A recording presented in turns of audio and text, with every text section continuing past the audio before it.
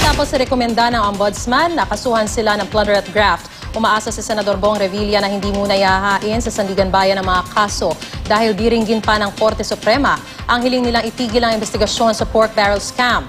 Si Senador Jinggoy Estrada naman, kinwestiyon ang pag-anunsyo sa findings ng Senate Blue Ribbon Committee na nagre-rekomenda rin ng pagsasampa ng kaso sa kanila. Nagbabalik si Salima Refran.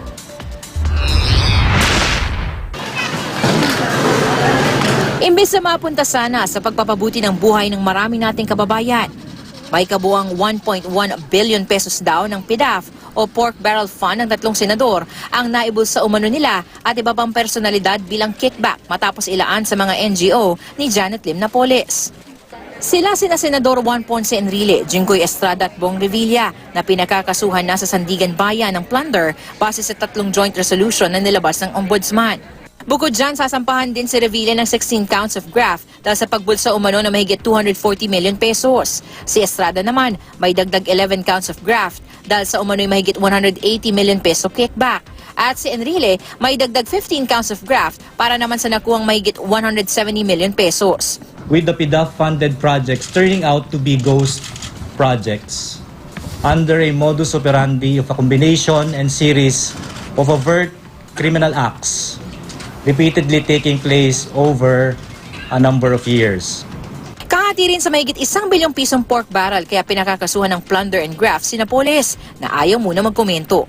Pareho rin ang mga kaso laban sa mga chief of staff ng mga senador na sina Gigi Reyes, Richard Camby at Pauline Labayen at mga presidente ng mga NGO na sina Ronald John Lim at John Raymond de Asis. Habang graft charges naman ang haharapin ng mga naupong opisyal at empleyado ng mga ahensya ng gobyerno kung saan dumaan ang pork barrel na napunta sa mga umano'y Napoles NGO. Plunder and graft ang haharapin na nagpipresenta ngayong state witness na si Ruby Tuason.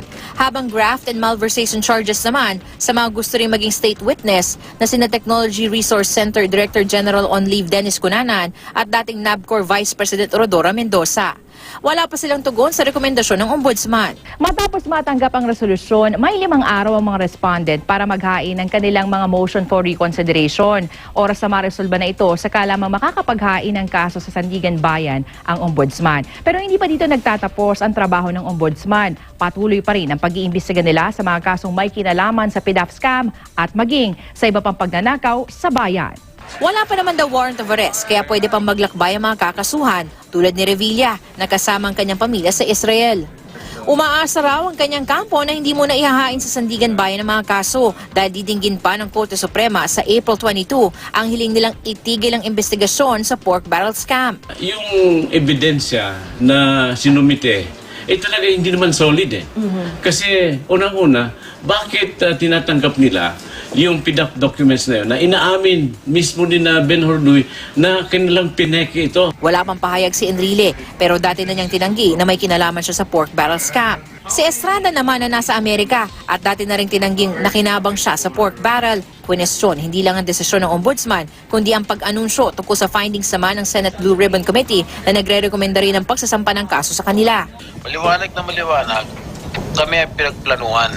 Pinagkaisahan at naging biktima na sa buwatan dito para lamang magpapogi at magpaganda ang ilan namin kasamahan sa Senado. It seems fitting that the body has chosen this date, April Fool's Day, to release its report on the issue.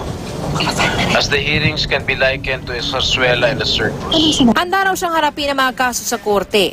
Ayon kasi sa rekomendasyon ng Senate Blue Ribbon Committee, sistematiko ang nangyari umunong pagbulsa sa pork barrel ng tatlong senador, kasabwat at kahati ang kanilang mga staff, si Napoles at tauhan ng mga implementing agency.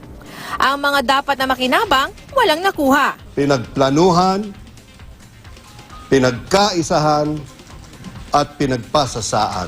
Kita mo talaga may sabuatan. Hindi kaya gawin ito ng isang tao or ng iilang tao na private. Kailangan may kasabwat na government officials. Inalmahan naman ni Senador Nancy Binay ang paglabas ng laman ng rekomendasyon na hindi pa raw pirmado at hindi pa nababasa nila mga miyembro ng komite. Wala pang tugon dito si Committee Chairman Gingona. Salima Refran, GMA News.